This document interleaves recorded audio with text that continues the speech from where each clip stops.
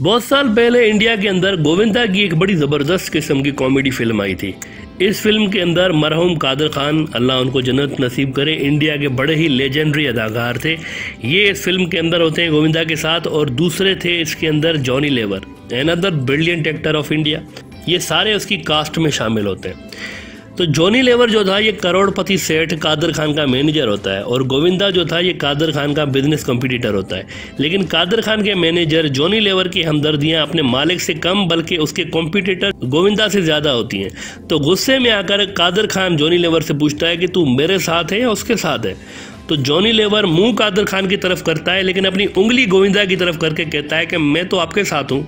America का भी कुछ इस वक्त जॉनी लेवर वाला हाल हुआ पड़ा है। उसने कंटेनमेंट ऑफ चाइना करनी थी, लेकिन इस वक्त उसका मुंह चाइना की तरफ है, उंगली मिडल ईस्ट की तरफ है।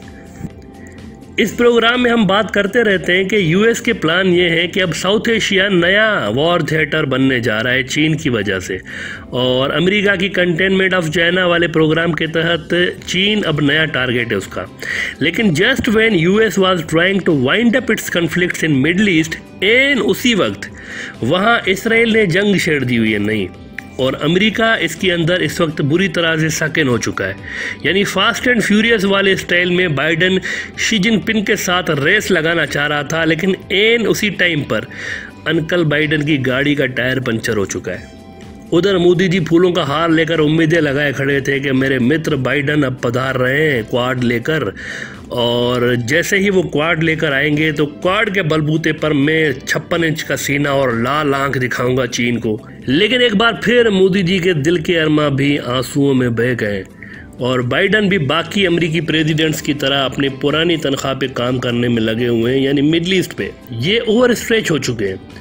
अब अमेरिका एक साथ कई फ्रंट्स पर एंगेज होने वाली पावर नहीं रहा, वो इस पोजीशन में नहीं रहे जैसे वो 10-20 साल पहले हुआ करते थे। आज उनकी वो पोजीशन नहीं है। इस वक्त वो खुद से गैर ज़रूरी बर्डन हटाने के चक्कर में, इसी हवाले से वो अफ़गानिस्तान से भी निकले हैं, और इसी हवाले से वो सारे बेसिस जो उनके अफ़गानिस्तान में थे वो खाली करते हुए जा रहे हैं। और जैसे ही वो इन बेसिस से निकल रहे हैं, अफ़गान तालिबान इन बेसिस पर कंट्रोल करते हुए जा रहे हैं। यानी इधर मिलिट्री बेसिस से अमेरिकी निकल रहे हैं, और इनके निकलते ही वहाँ अफ़गान तालिबान आकर बैठ रहे हैं। यानी बड़े अरमानों से अमेरिका ने 20 साल पहले जो अपने आलीशान बेसिस बनाए थे कि यहाँ बैठकर हम रीजन के नक्शे चेंज करेंगे, इसकी ज्योग्राफी चेंज करेंगे, ये पाकिस्तान गया 3 मुल्क आ गए यहाँ पर इसकी जगह, उधर से वो ईरान का जो बलोची बेल्ट है वो अलग हो गया, इधर से अफ़गानिस्तान के अंदर हम ये तब्दीलियाँ करेंगे, इसको बड़ा मुल्क बनाएंगे। अजीब व गरीब किस्म के प्लान लेकर 20 साल पहले वो बैठ गए थे यहाँ पर, और अपनी नन्ही मुन्नी सी आंखों में बड़े बड़े सपने सजाकर वो अफ़गानिस्तान आए थे। लेकिन अब उन्हीं मिलिट्री बेसिस में अफ़गान तालिबान चीनी, रूसी और पाकिस्तानियों के साथ बैठकर अफ़गान कहवा पीते हुए नजर आते हैं। अंकल सैम अमेरिका के पैसे अलग गए, बंदे मुफ्त में मरवाए उन्होंने 20 साल तक।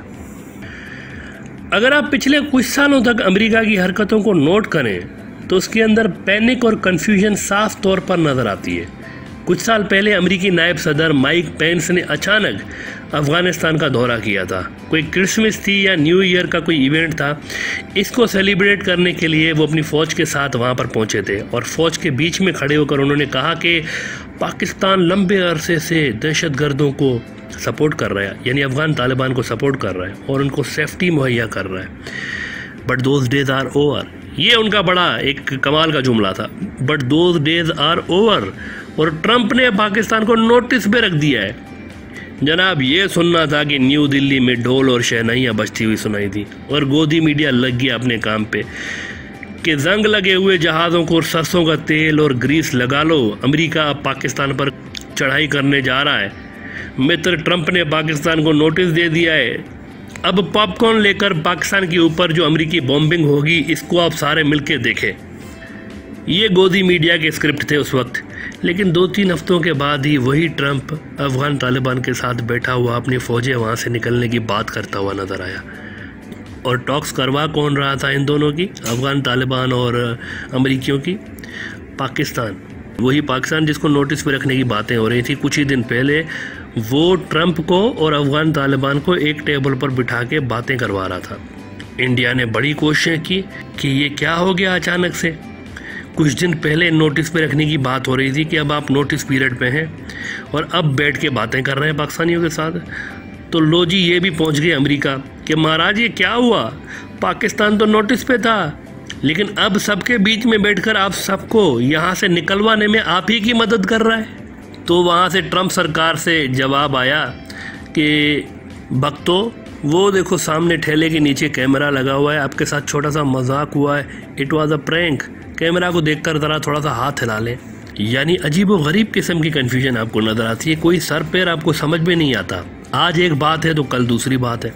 ओबामा ईरान के साथ न्यूक्लियर डील करके गया, ट्रंप आया, आते ही न्यूक्लियर डील ख़त्म कर दी कि नहीं मैं तो नहीं मानता इसको।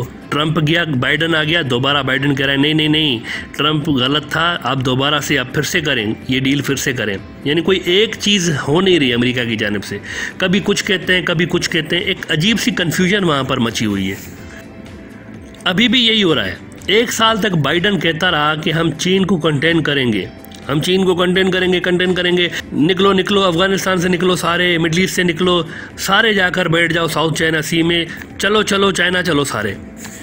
जैसे इंडिया के अंदर मोदी जी का कहीं जलसा होता है तो इंडिया की दीवारों पर जलसों के लिए भक्त इस तरह की लाइनें लिखते हैं। मिसाल के तौर पर अगर यूपी के किसी अयोध्या में जलसा हो रहा हो तो बीजेपी के कार्यकर्ता दीवारों पर लिखते रहते हैं कि चलो चलो अयोध्या चलो।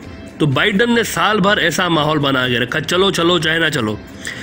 अगर आपको याद हो, वी सेड कि अमेरिका ये बात जानता है कि उसको मिडल ईस्ट और अफगानिस्तान में ऐसा धंसा देगा चीन और रूस कि वो इन दोनों मुल्कों की तरफ देख ही नहीं पाएंगे।